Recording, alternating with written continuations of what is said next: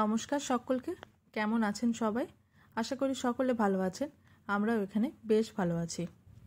আজ কিন্তু গরমটা আবার বেড়েছে, মানে সেই যেমন অন্য দিনের মতো নয় যে ভীষণ রোদের তাপ দাবদাহ চলছে বাইরে, সেরকমটা নয়। কিন্তু হয় না, বৃষ্টি হওয়ার পরে রোদ বেরোলে মাটি ভিজে থাকে, আর তখন যে গরমটা হয় সেটাতে ভীষণ রকমের ঘাম হয়। ঠিক সেরকমই খানিকটা গরম এখন, মানে ভীষণ ঘাম হচ্ছে, অস্বস্তি হচ্ছে একটা। আবার হয়তো বিকেলের দিকে বৃষ্টি হতে পারে, জানি না, হয়তো হতে পারে, কারণ গরমটা কিন্তু খুব ভ্যাপসা গরম একেবারে, আর একদম হাওয়া দিচ্ছে না সে। যাই হোক, সকাল এখন বেশ অনেকটাই বেলা হয়ে গেছে, মোটামুটি প্রায় বাজে 8:30। মানে এখন তিতিন তুরিন স্কুল চলে গেছে, বিরূপ অফিস চলে গেছে। আমিও একটুখানি পুজো টুজো করে নিয়ে ফ্রেশ হয়ে ওপরে এসেছি, এই বিছানাগুলো একটুখানি পরিষ্কার করে নিচ্ছি। কিন্তু মাথায় বিশাল একটা চিন্তা। কি বলুন তো, বাড়িতে সেভাবে সবজি কিচ্ছু নেই, কয়েকটা আলু আর 2-4টে ভেন্ডি, আর তার সঙ্গে 2-4টে পেঁয়াজ, এর থেকে বেশি আর কিচ্ছু নেই। এর মধ্যে দিয়ে কি করে যে লাঞ্চ বানাবো আমি সেটাই বুঝতে পারছি না, কিন্তু ওর মধ্যে থেকেই বানাতে হবে, সেটাই ভাবছি যে কি বানাবো। কাজ করছি আর এদিকে ভেবে যাচ্ছি যে বানাবো ওটা কি। আবার এখন যে চট করে বাজার যাব সেটাও একদম ইচ্ছে করছে না, কারণ এই গরমটা এত ভীষণ না, এই অবস্থায় যদি বাজার যাই তারপরে এসে কিন্তু এই গরমের মধ্যে রান্না করলে না শরীর ভীষণ অসুস্থ লাগে, এত টায়ার্ড লাগে যে মনে হয় যেন মানে কোনো কাজকর্ম করবো না, সব কিছু ছেড়ে ছুড়ে একটু জল খেয়ে একদম পুরো ঘুমিয়ে পড়ি। এরকমটা আগে হতো না, কিন্তু এবারের গরমে কিন্তু এরকমই মনে হচ্ছে। তো যাই হোক, অনেক ভাবনা চিন্তা করে আপাতত রান্নাঘরে এসে ভাতটা বসাচ্ছি, কিন্তু দেখি এরপরে আর কি করা যায়। ভেবেছি ডালটা বসিয়ে দিই, কারণ ডাল তো সবসময় বাড়িতেই থাকে। ভাত ডাল বসানোর পরে দেখি আর কি করা। এই আমাদের হাউসওয়াইফদের না এই এক চিন্তা, সকালবেলায় উঠে কতটা কি সবজি আছে, আজকে কি রান্না করব, আজকে কি ব্রেকফাস্ট বানাবো, আজকে ডিনারে কি বানাবো, এই নিয়ে না মাথা একদম খারাপ হয়ে যায়। অবশ্যই এটা আমার মনে হয় আমার একার নয়, সব বাড়ির এই জিনিসটা হয়।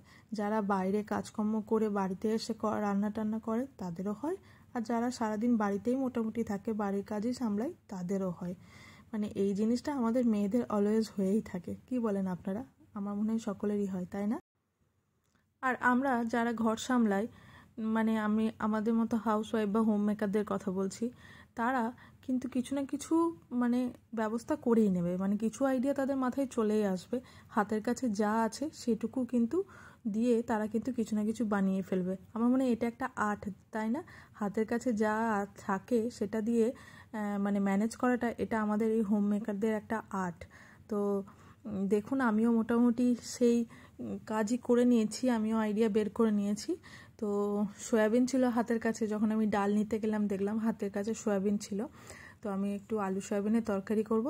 আর পেঁয়াজ যেহেতু ছিল সেহেতু একটু পোস্ত বেটে নিয়ে একটুখানি পেঁয়াজ পোস্ত করে নেবো ভাজা ভাজা করে, আর তার সঙ্গে ডাল, ব্যাস। আমার মনে হয় এর থেকে বেশি আর বেশি কিছু লাগবে না। আর যেহেতু কয়েকটা ভেন্ডি আছে, ওই জন্য ভেন্ডিগুলোকেও ছোট ছোট করে কেটে নিয়েছি, দিয়ে একটু ভেন্ডি ভাজা, মসুরির ডাল, পেঁয়াজ পোস্ত আর আলু সয়াবিনের তরকারি, আজকের মতো লাঞ্চটা হয়ে যাবে। সন্ধেবেলায় তখন যাব না হয় বাজার।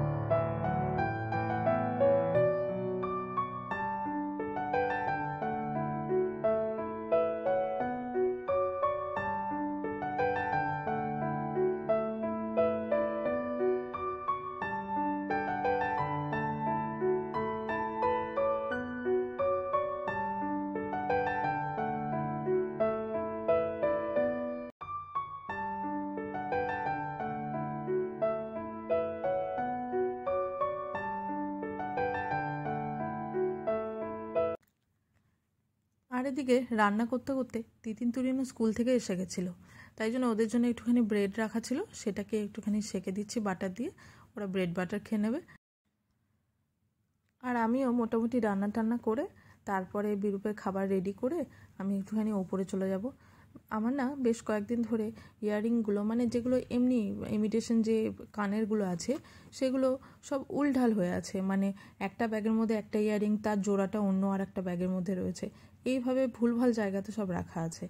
তো সেগুলোকে আমি সব অ্যারেঞ্জ করে মোটামুটি একটা বক্সের মধ্যেই রাখবো, কারণ যখন খুব তাড়াহুড়োর মধ্যে কোথায় বেরোই আর মনে হয় যে হ্যাঁ আজকে এই ইয়াররিংসটা এই ড্রেসটার সঙ্গে বা এই শাড়িটার সঙ্গে মানে ম্যাচিং করে পরবো, তো একটা খুঁজে পাই আর একটা খুঁজে পাই না, তো বড্ড মুশকিল হয়। আর দুদিন পরেই আমাদের এখানে রবীন্দ্র জয়ন্তী উপলক্ষে একটা অনুষ্ঠান হবে, মানে রবীন্দ্র জয়ন্তী যেদিন হলো সেদিন তো অনুষ্ঠান করা যায়নি, যেহেতু একদম পুরো উইকডেজের মধ্যেই পড়েছিল, সবারই অফিস ছিল, তো সবাই এমনিতেও ব্যস্ত ছিল, ছেলে মেয়েদেরও স্কুল ছিল, তো তাই জন্য ওটা স্যাটারডেতে হবে।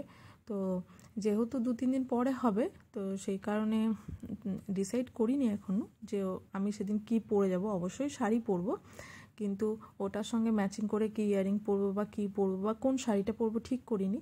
তো যাই হোক, সেই কারণে আমি ওই ইয়াররিংগুলোকে এক জায়গায় অ্যারেঞ্জ করে রাখবো।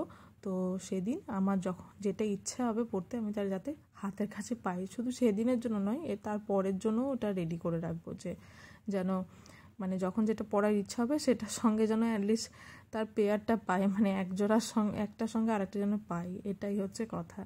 তো চলুন রান্নাটা শেষ করে নিই তাড়াতাড়ি, তারপরে ওপরে গিয়ে এসব করে তারপরে গিয়ে আমি স্নান টান করবো। আর না হলে এরকমও হতে পারে হয়তো স্নান করে নিলাম তারপরে এই কাজগুলো করব। আর এদিকে তো আমি তিতিনকে খাইয়ে ওদেরকে স্নান করতে পাঠিয়ে দিয়েছি, তো ওরা স্নান করে নেবে, তারপরে আমিও স্নান করে নেবো, তারপরে গিয়ে লাঞ্চ করব। আর এদিকে ওরা স্কুল থেকে আসার পর সব ছড়িয়ে ছিটিয়ে রেখেছিল রুমটাতে, আমি একটু ঠিক করে দিলাম। আর তুরিন মহা চিন্তায় পড়ে গেছে, কারণ ওর ফোনটা স্লো হয়ে গেছে। তো ফোন স্লো হয়ে গেছে, এবারে কিছুই আসবে না, কোনো কিছু ডাউনলোড হবে না। এখন আসলে এই স্কুল থেকে এত বেশি জিনিসপত্র পাঠায় তো অনলাইনে, তো সেগুলোকে ডাউনলোড করে সেখান থেকে কিছু কিছু পড়া বা লেখার থাকে, বা স্যাররাও হয়তো গ্রুপে অনেক কিছু বলে দেয় যে কালকে এটা পড়াবো, রেডি করে আসবে। তো সেগুলো যদি ঠিকঠাক করে না আসে তো মোটামুটি মাথাটা খারাপ হয়ে যায়। মানে তুরিনেরও হয়েছে, তিতিনেরও হয়েছে। তিতিন যাই হোক মাথা খারাপ করে ও চলে গেছে মোটামুটি। তুরিন এখন আপাতত শান্ত হয়ে বসে চেষ্টা করছে ফোনটা ঠিক করার। তো যাই হোক আপাতত ফোন ওদের ঠিক হয়ে গেছিলো ততক্ষণে। তারপরে আমি স্নান টান করে এখন এই ইয়াররিংগুলো নিয়ে বসেছি। মোটামুটি এই দেখুন, কোনোটা পলিথিনে, কোনোটা ওই বক্সের মধ্যে, কোনোটা ছোট ব্যাগের মধ্যে, এইভাবে এখান ওখান করে আছে। সেগুলোকে একটু ঠিকঠাক করে অ্যারেঞ্জ করে একটা বক্সের মধ্যে রেখে দেবো, তারপরে আমি যাব লাঞ্চ করতে।